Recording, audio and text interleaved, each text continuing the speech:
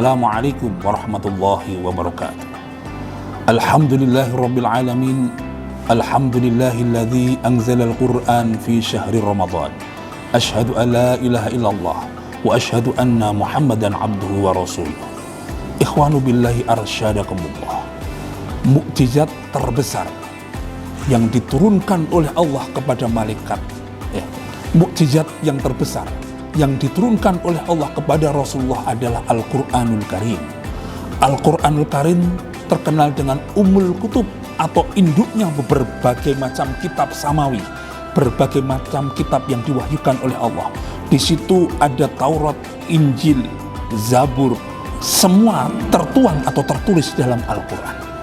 Maka hadirin yang dimuliakan oleh Allah, barang siapa yang disibukkan dengan Al-Quran, man saghalahul Quran, barang siapa yang disibukkan dengan Al-Quran, maka Allah akan memberikan sesuatu yang terbaik yang kita minta. Maka kalau hidup kita itu disibukkan Al-Quran, Allah akan memberikan yang terbaik, keluarga yang terbaik, rezeki yang terbaik, segala kebutuhan kita yang terbaik. Kuncinya satu, man saghalahul Quran, barang siapa yang disibukkan Al-Quran. Hadirin yang dimuliakan oleh Allah, ketika Al-Quran itu turun pada tanggal 17 Ramadan, maka di sekelilingnya, di sekitarnya, yang menghantarkannya ikut dimuliakan. Aura Al-Quran itu menyebar kemana-mana.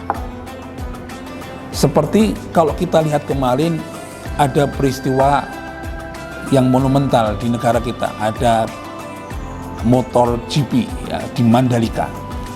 Ketika dulu sebelum ada MotoGP di Mandalika, daerah itu adalah daerah yang tidak dilirik. Tetapi ketika ada events yang kelasnya dunia, harga tanah ikut naik, ekonomi ikut terdongkrak, kemudian hotel-hotel ikut laku, kemudian Indonesia lebih dilihat di seluruh dunia, tahu di Indonesia karena ada event yang begitu besar yang diselenggarakan di Mandalika, yang mana orang Indonesia sendiri tidak tahu Mandalika itu apa, jadi tahu, bahkan dunia tahu, dimuliakan karena ada event dunia.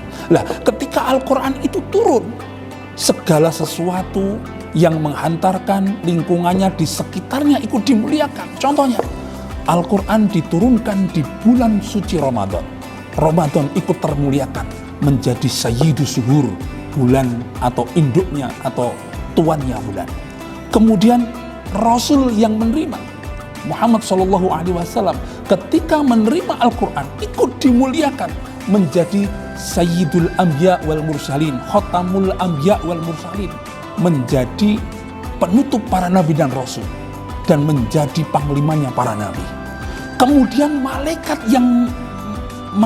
yang menurunkan yang dari Allah menuju Rasulullah, malaikat ikut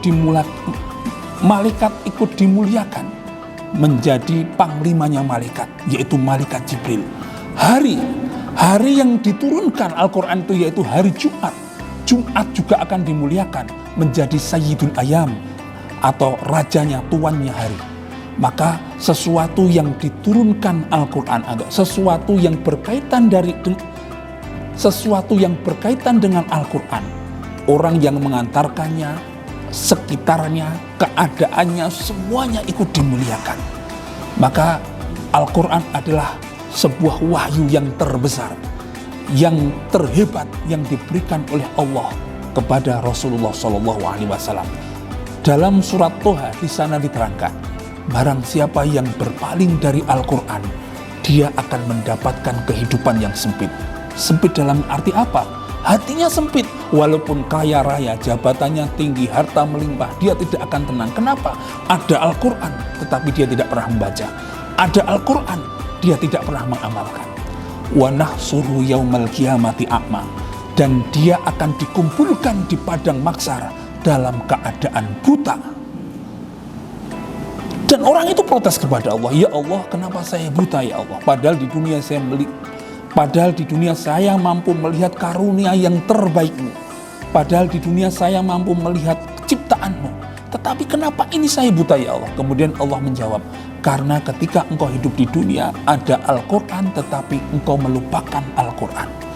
Maka ketika kita di dunia bisa melihat ciptaan Allah yang indah, jangan kaget kalau besok di padang mahsyar sesuatu yang sangat mengerikan, sesuatu yang sangat menyibukkan, sesuatu yang sangat menegangkan, kita dalam keadaan buta.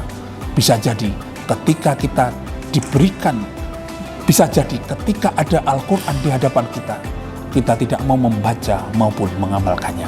Mudah-mudahan di momen nuzulul Quran ini kita menjadi pecinta-pecinta Quran, disibukkan dengan Al-Quran, maka hidup kita insya Allah akan fit dunya hasanah wa fil akhirati hasanah. Ja'alanallahu wa iyyakum minal faizin al-aminin. Aqulu qali hadza astaghfirullah wallahu muwaffiq ila aqwamit thoriq. Wassalamualaikum warahmatullahi wabarakatuh.